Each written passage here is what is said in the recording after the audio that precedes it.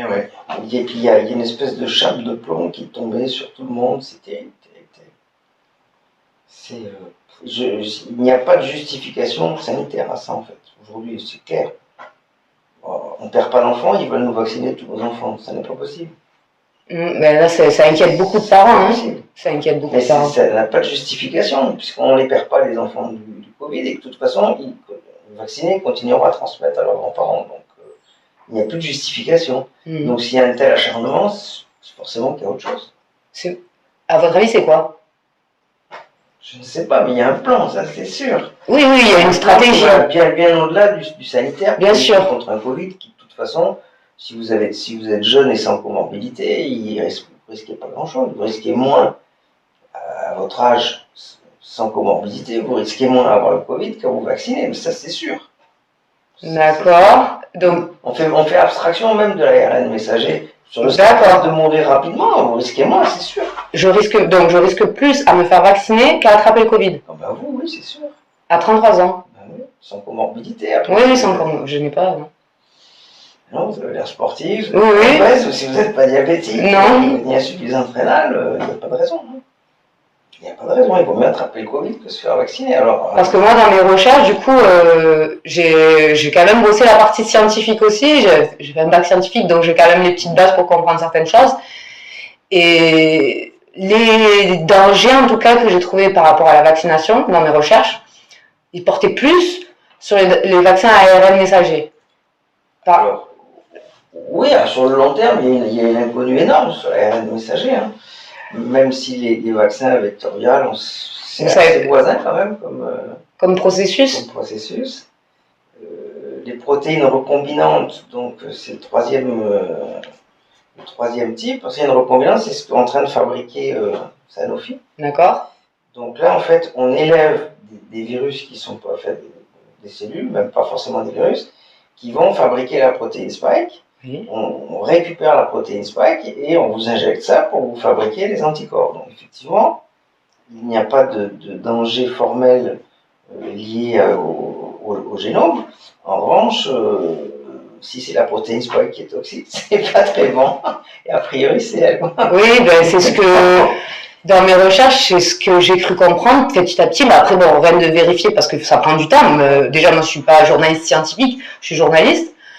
Juste de mes modestes connaissances en sciences, et j'approfondis en lisant les articles scientifiques que je trouve en anglais, parce que la plupart des choses que je trouve déjà sur ce sujet-là, c'est en anglais. Et après, les articles scientifiques sont souvent en anglais aussi.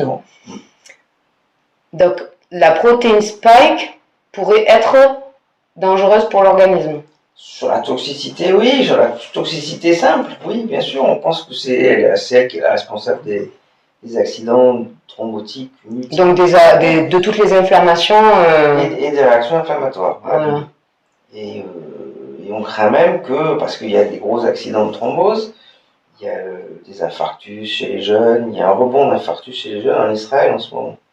Oui, en plus c'est souvent chez des jeunes que les cas... Oui, parce que chez les vieux on dit que c'est normal en fait. Ah oui, c'est parce qu'ils sont vieux, du coup, ok. D'accord, très bien. Si quelqu'un de votre âge sportif meurt d'un infarctus, on se pose la question, on s'est dit tiens, il a été vacciné il y a 15 jours, c'est bizarre quand même.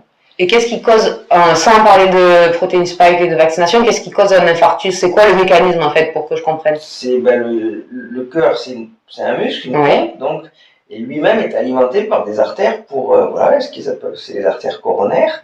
Et donc c'est quand ces artères coronaires se bouchent, le cœur est mal irrigué dans un endroit, il se nécrose, et c'est un infarctus. Est-ce que c'est quand vous dites que les artères se bouchent, c'est pas une question de vasoconstriction, c'est autre chose?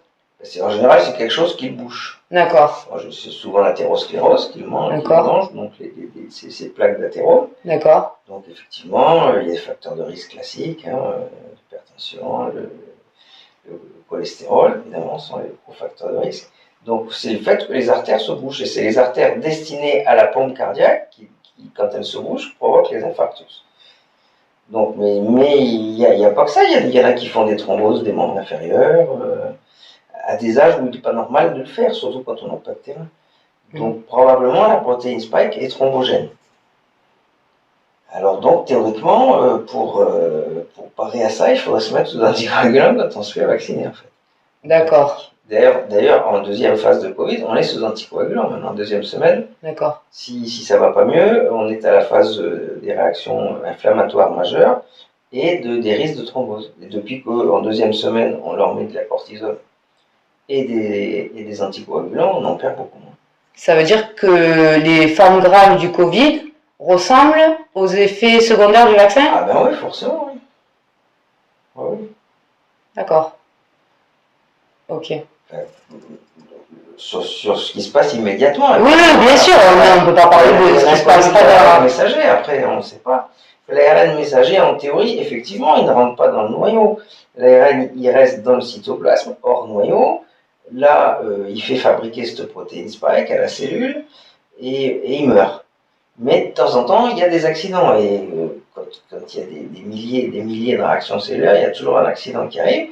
Il y a ces fameuses transcriptases reverses qui peuvent aller ramener l'ARN dans le noyau de la cellule et donc y porter cette information qui n'est pas la nôtre au départ.